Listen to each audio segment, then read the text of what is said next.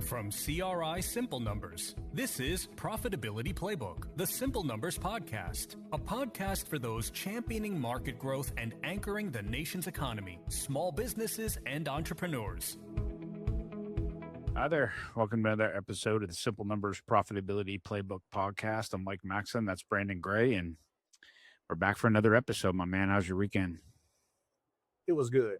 I had a softball tournament that we kind of wrapped up, got some top golf in with the kids, got a lot of yard work done. It's springtime. You got to make the place presentable and clean up all the pollen. So how about yours?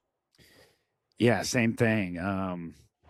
Kids all over the place, stuff to get done. Yeah, it was just a lot of busy work. But yeah, we had games, soccer playoffs for high school going on. So yeah, it's all over.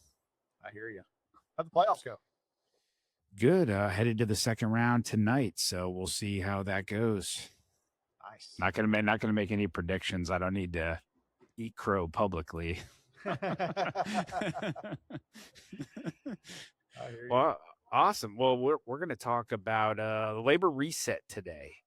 So the audience has spoken and we have listened. Lots of engagement with this podcast around labor and things going on, especially right now in an inflationary environment. Lots of businesses out there trying to pull a lot of levers, and obviously with AI making its way through the economy.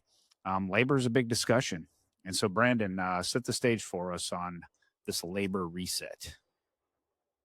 Yeah, so I guess it's probably important to kind of go through how did we get here? If there's a reset going on, what caused it? And then we're going to go into, well, what do we need to do about it? And you're going to hear quite a bit about this over the next about the next month or so. We're kind of focusing on it. So if you go back and a lot of you guys, if you've heard us present or if you've been listening to the podcast for some time, you've heard kind of this part around, 2009 to 2019 was probably the golden age of being an entrepreneur. I mean, it was just really, really good. At the end of 2019, our data started to show that margin dollars kept going up. Labor started leveling, not so much because we weren't spending more on labor. It was more so we did not have enough people. And we're not going to go into the whole demographics thing today. That's on a different episode. But nonetheless, we're running out of people, right, versus the demand. And so we had a time period with a disruptor of COVID from about 2019 to, let's call it, into 2022 to where it was the wild, wild west. You had 3 years. And if you guys go back and look at trying to hire during those 3 years, it was absolutely nuts. It was the mirror test. Can you fog a mirror? And if so, you're hired, right? Throw everything else out the window. And, we're hearing crazy stories about people getting 30 and 40% above market for positions. So really difficult. Folks were finding a way to try to hire, try to stay profitable and what have you. As interest rate adjustments took place in 22, as inflation continued to be rampant, we started to see the economy cool. Okay. So that gets us, 22, you got some cooling going on. 23, you're adjusting to it. 24, we had the election, which really kind of slowed some things down. 25, we had the tariffs, which pushed us back again. We've started to make a little bit of progress to the tariffs. And then at the end of 25, we had this conflict over in the Middle East. And so it's been pretty bumpy since then. And all along, the economy for entrepreneurs, has just been very stagnant. Yes, we got all the data on that in our 100 company model to kind of show it. And so what you're starting to see now with the economy for entrepreneurs has slowed down pretty significantly. AI is playing a little bit of a role in making things more efficient and what have you. Folks are finding it more and more difficult to generate profitability. And we've seen substantial declines. If you're not growing in revenue, our data shows your profit dollars are down likely between 40 and 60% from a year ago. Okay. So inflationary environment continues. You're trying to somewhat squeeze a little bit more out of the orange to generate profitability. That is what has brought about what we'd call the great labor reset. Because when you look at the cost inside your business, so Mike, play the game with me. Direct cost. How much control do entrepreneurs and business owners have over their direct cost inside their business? I mean, direct. I mean, Supplies and materials. man, I don't know if there's a straight answer on that. Yeah, What, I what mean, if I, so what I hear when I'm representing is you got a little bit, okay? That you can, if you get to a certain scale, certain size, you can buy in bulk, right? yeah, You might be part of a buying group, but in general, it's a pretty limited lever. yeah. Most small businesses have a more difficult time. Yeah, Correct. You can go to your supplier and ask for a decrease, and they're just going to tell you to have a Coke and a smile. So the next bucket, and this is one most entrepreneurs, when they have a profitability issue, really run to: overhead expenses, non-labor OpEx. How much control do we have over that one? Quite a bit. I mean, you can comb through there and eliminate any of the non-necessities out of your non-labor OpEx for sure. You can reduce it. I would say that the dollar reduction you get compared to some other things is fairly minor. Agreed. Yeah. You're going to cut out satellite radio and save pennies. Well, I mean, what I mean though is that you can eliminate some of the, some of those. I mean, down to a point where you're not. I mean, I'll give you an example. So let's say you're doing poorly and you have in there like a business coach, or you have in there memberships to organizations that a lot of businesses have. I mean, there's some of those things. I mean, they can reduce it down to basically what keeps the business, the lights on. Yeah. And a lot of folks will do that. And still, I mean, it's a lever, but it's not massive.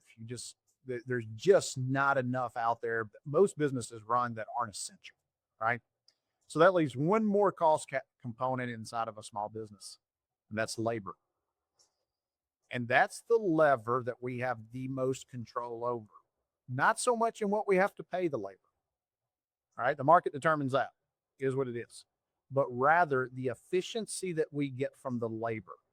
And so when we say the great labor reset, what we're meaning is a focus on labor efficiency, which involves tracking our labor, determining how it's performing, looking at it by customer, project, segment, location, kind of some of the bones of labor efficiency, right? Really getting down to who's doing what, how efficient and effective we are, and what level of profitability is that drop. And so there's a couple things that are taking place that we're going to kind of throw out there as it relates to what we call this great labor reset, because we are no longer in an environment to where, you just got to go out here and try and hire and just to keep up with the demand. That doesn't exist any longer in most cases. It's more so, okay, the demands is what it is. I can't really raise my prices. So now I got to figure out how to make this labor work. So that being said, let's dive into the components around this great labor reset. The first thing I'll throw out there, and Mike, you can give your thoughts on this. We have to track labor, and not just what we're spending in payroll, but we have got to get as granular as we can in tracking what we are spending labor dollars on. So, well, yeah. And I mean, because here's some of the things business owners run into on that, because they're not tracking it, especially people that are companies, more or less, that have, divisions or segments. And you all might have sort of the right labor dollars being spent, but overstaffed in one area, understaffed in the other, or you're just you're not thinking, you've just been adding labor as like, oh, we're busy and we just add it in there, or something like that just causes the need to hire without fully seeing, hey, where do we actually need labor? Where are the missing spots where it actually is hey, we just got too much work, rather than down to, hey, here's my division or here's my clients or what have you, to get more insight into what the actual labor required is. And make sure that we can identify, we know what we're spending on labor when it comes. In some cases, it might be by customer or client. It may be by project or job. It may be by location. So as granular as you can get, tying that direct labor in particular to that, because what that then allows us to do is start to go through and see, okay, this project really profitable and have great labor efficiency. This one we did. Why is that the case? So without the data, without having the data, you can't track it. You don't know why things are moving the way they're doing. So that's kind of where it starts. Once we have that, then we can kind of make some decisions, make some calls. So at the bare minimum, here's what you need to be tracking. What am I spending in direct labor? What am I spending in admin management labor? Okay. If you do nothing else, track those two categories separate. Then we can start to look at labor efficiency for your direct team and labor efficiency for your admin management team. And we can determine, do you have a direct labor problem or a management labor problem? So at the minimum, start to look at that. Another category that we're seeing a lot of tracking on right now and folks making difficult decisions is around sales labor. Oh, yeah. Is this an easy market to be selling in most cases? No. And no one wants to hear my opinion on sales labor. And I love sales labor, but I have a bad opinion on it right now, especially for small businesses. Can I just say it? Let me just say it. Yeah. Roll with it. You know what it is? Send the hate mail, Mike.Maxson at simplenumberscri.com. Salespeople, I do love you. So here's the deal. And it's not their fault. It really isn't. But a lot of small businesses, and we've talked about this before, we've had whole episodes on it, just go adding sales labor, thinking that's going to be the issue when they have marketing gaps or what have you. And then you hire these salespeople on and you might think are great, and then they struggle. And it's like, but he had everything you need. I wanted. And it's like, yeah, but you don't have any marketing. And you're throwing sales labor at it. And I just hired another guy, and then they want to hire base. So I pay base plus commission, but I didn't calculate that correctly. And next thing you know, the sales guy's making more than the owner. It goes down a bad path real quick with that one.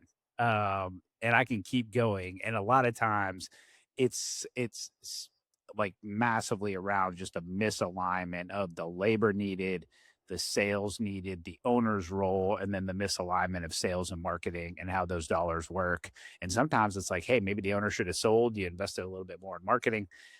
It gets all over the place. We can just do a whole episode on just sales labor. Yeah. And we may in the future. Yeah, we might. Yeah. Ding, ding. Yeah. So we need to know for every dollar we pay in whatever category of labor, including sales labor and marketing labor and all the above, what are we getting in return? What margin are we generating, or what contribution margin are we generating? It's extremely. The reason I brought up sales is you're seeing right now a great separation between deal takers and deal makers. Okay. And so we got to make sure we're getting returns on that. So we talk about tracking there. What we got to do to track, get it as granular as possible, at minimum directive management. So now let's talk about, well, what do you do with it? So there's two things that are standing out that we're really seeing right now. Actually three, now that I think about it, three that we want to hit on. Okay. So the first is what once you get the labor efficiency data, looking at how do I most effectively leverage this labor? Okay. So you're seeing a lot of folks now look at whether it's offshore labor, temporary labor, administrative support, those kind of things. Instead of going and hiring the next person, the next executive, the next manager, the next salesperson, the next marketing person, what you're finding is a lot of folks are working downstream, meaning I'm a manager, but when you start tracking their time and seeing where you're spending your labor dollars, they're not doing management tasks. They're doing, I'll use marketing, for example. They're a CMO and they're writing copy. They're not working on strategy. So I've got a misalignment there with the salary dollars. And in some cases, business is down a little bit. I got to hang on to this person for when it rebounds. We call that buying hope, by the way. In other cases, it's like, all right, I got to restructure my team. I've got a misfit. I've got labor at one cost doing, work at a different value. Okay. And that can be on the direct side or the management side.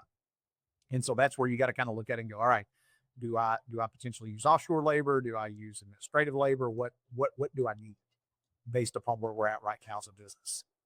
Mike, any thoughts on that? No, you covered it. The next, and this, I'm going to give a disclaimer on this one. This does not work for every company. Okay. It can work for a lot. It won't work for others, depending upon the culture you have and the type of work that you do.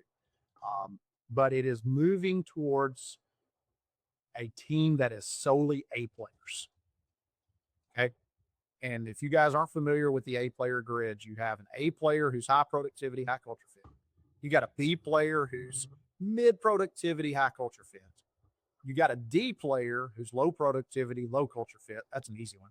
And then you got a C player who's going to be low culture fit, high productivity. We call them terrorists because they destroy your company from the inside out. So this move that you're seeing, moving more and more to just A and maybe a couple of Bs with really high potential.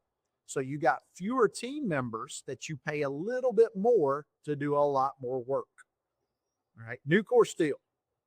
They probably were the first ones, at least that I have seen, that kind of adopted this model to where, hey, we're going to hire 9, we're going to work them like 12, and we're going to pay them like 10.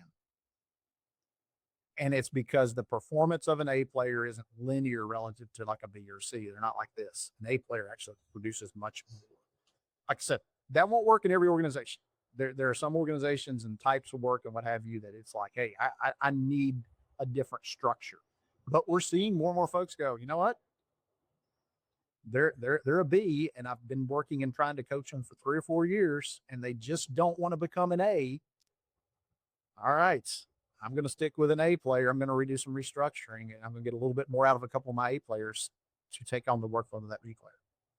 So, seeing quite a bit of that. Mike, any thoughts on that one? Yeah.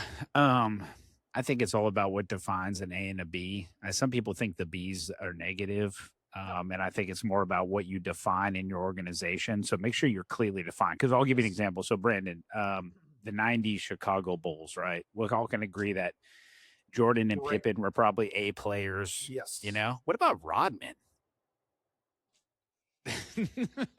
Okay, so no, hold on a second. What about Tony Kukoc, right? Like, so they're at the end.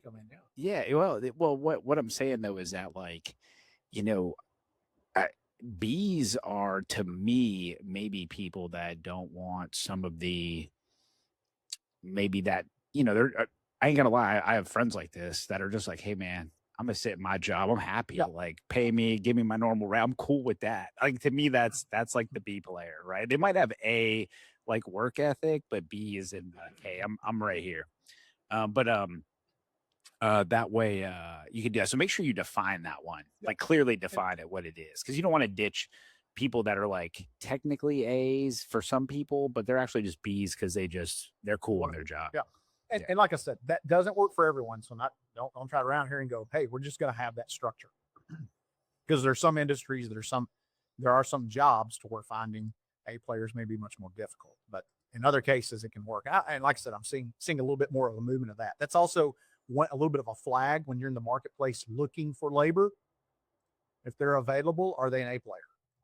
And in some cases they are, some cases they aren't. The next one here, and this is the one that if you're a simple numbers disciple, you hear us talk quite a bit about. And it actually applies to more than just direct labor.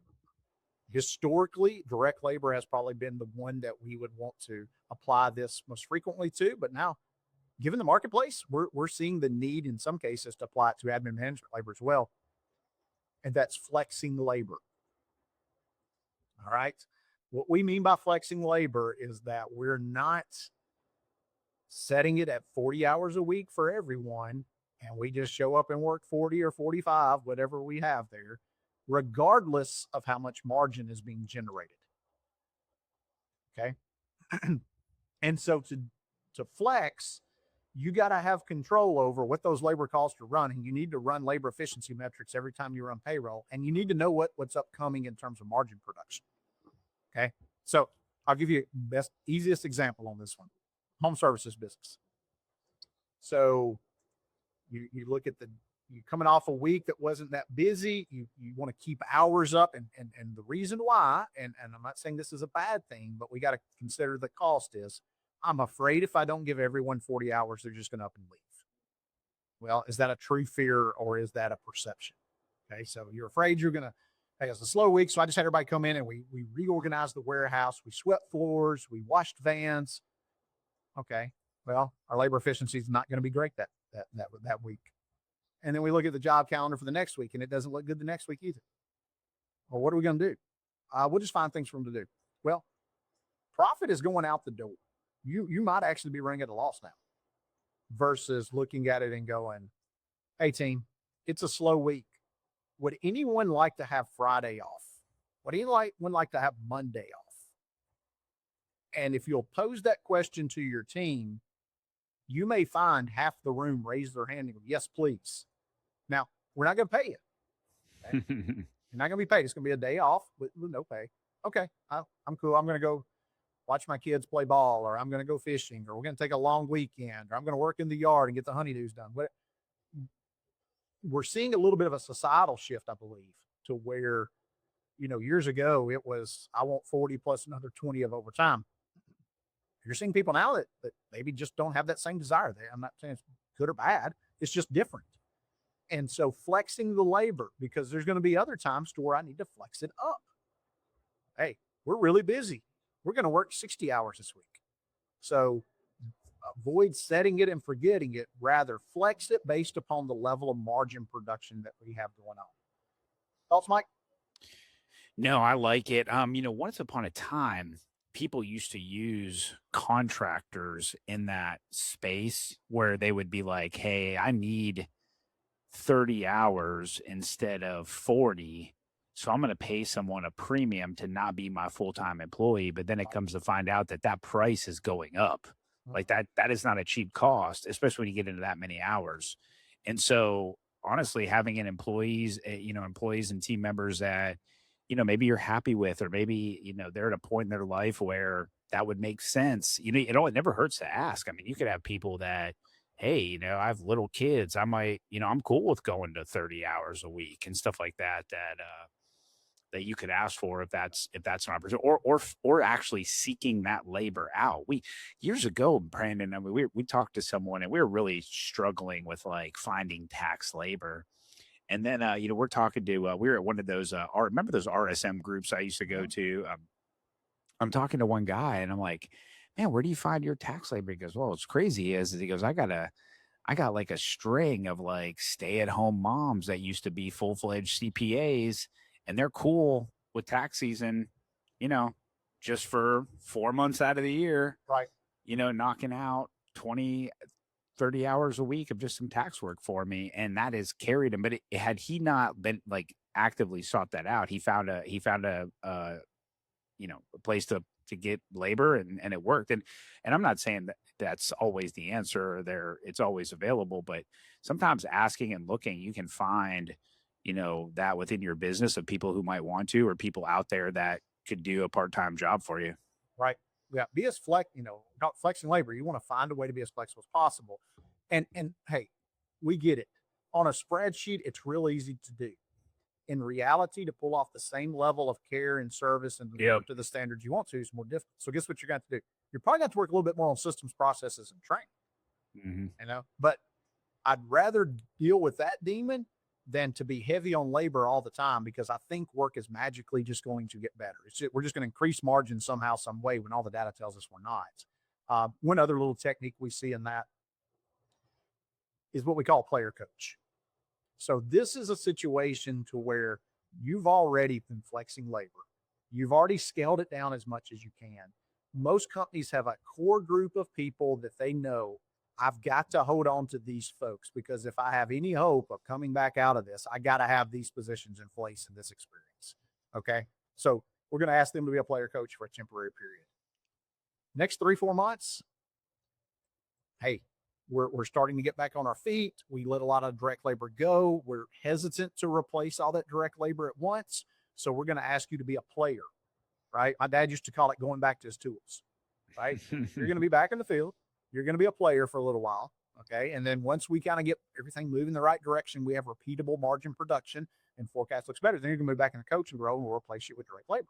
So just flexing that off and on at times. Me and you, man. Oh yeah. Me and you. I player coach all day. And so, being able to have that lever can really allow you to when things are slow, hold on to key talent, to then be able to put them back in their normal role when things pick back up. So I think the goal behind all of this, as we were talking about the labor reset, was to help people realize you can't put it on autopilot. You have got to manage it. You got to track it. Once you track it, you got to do something with the data. You got to put it into action. You got to make it flexible. One other we'll talk about in future episodes. We've hit on this before in the podcast. There's times to where I use subject matter experts instead of full-time labor.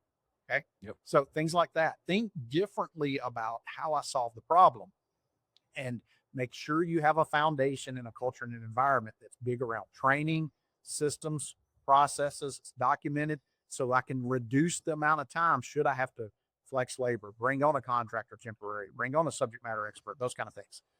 So it's a fun time. It's one to where, you got to exercise muscles that maybe you're not used to exercising as an entrepreneur.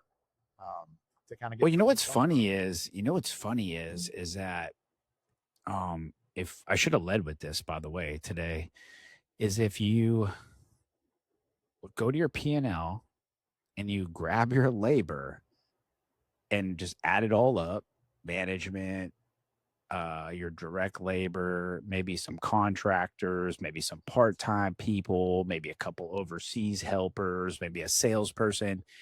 Look at that dollar amount and compare it to the rest of the dollar amounts. But for some reason, we'll get some owner focused on like the bucket that has a couple $100K instead of like 1.5 million. Yeah. and it's like, if you think of it that way, you're like, oh man, maybe I should put a little time into figuring that one out. And just like with spends, right? Like we'll talk about marketing spend, right? And you'll hear Greg always said a good one, or not just marketing spend, but spends in the business. Greg will be like, we do the 40-30-30 concept, 40% set aside for taxes, 30% retained in the business, 30% distributed. And one person asked, hey, Greg, why do you say 30%? And he goes, well, it's really how much you can effectively like track, right? Like you got to look at that dollar amount of how much you can effectively track and where it's going. And I'm like, man, that's a point. And so all of a sudden you got 1.5, 2 million, $3 million worth of labor. Is it all good? Is it all doing wonderful for you? Is it the right mix? And that one seems to get away from people, but they're focused on the $200,000, facilities cost. And it's like, well, that's important, but it ain't maybe, yeah, right. Yeah, exactly. Cool. Hey, we're going to be putting out more materials around this labor reset. So if you are not on our mailing list, you need to be on there. So you can go to simplenumberscri.com, click that join our mailing list. We're going to be sending emails out about it with a little bit more content, some worksheets. We're going to have a salary cap calculator that we're going to hand out, things like that. So you want to make sure you get those resources. So go sign up at simplenumberscri.com. And it wouldn't be a podcast without us mentioning the summit. The summit. So we have, if you go to simplenumbersummit.com, we've got updated agenda. We got all of our speakers up now. You can read their bios and see, the lineup that we're backing. It's pretty good. Also, we have got a discount code for you. So being a podcast listener, if you go to simplenumbersummit.com and sign up for the summit, use discount code podcast26, you're going to get a discount. So we want to fill the house up in Austin, Texas, November 9th through 11th. Go do it right now. As soon as you're listening to this in your car, get to the office, simplenumbersummit.com, and use podcast26 to get your discount code. And while you're out there, sign up for that mailing list so that you can get more tools and resources and what have you on this labor reset that we're going to talk about for the next few weeks. Hey, you know what we need? We need to push this. We need a streaker. We need someone like at what are you talking about? like at a sporting event where they run out onto the field with like Summit painted on their chest with a discount code on the back, Is that an effective marketing strategy? We have no liability for the aforementioned suggestion. Okay. We are not bailing you out of jail. I'm just saying, Mike is thinking creatively. I'll give him that. It is, man. You got to think out. Every time we talk about marketing stuff, we got to think outside the box, and that is awesome right there. Simple number summit on the chest, discount code on the back. we'll see the website hits after. But dude, NBA finals are going to be coming up. That's a good one. I mean, run out to big court. All right, I'm not taking any responsibility for this. It's a joke, everybody. All right, let's end this. All right, everyone. Thanks for joining us for Brandon and Mike, and we'll catch you next week. See y'all. If you want to know more about driving sustainable profitability for your business or are interested in learning more about CRI Simple Numbers, please visit our website at simplenumberscri.com. Thanks for listening to this episode of Profitability Playbook, the Simple Numbers Podcast. You can subscribe to Profitability Playbook on Spotify, Apple Podcasts, or wherever you prefer to listen to podcasts. If you like what you heard today, please leave us a review.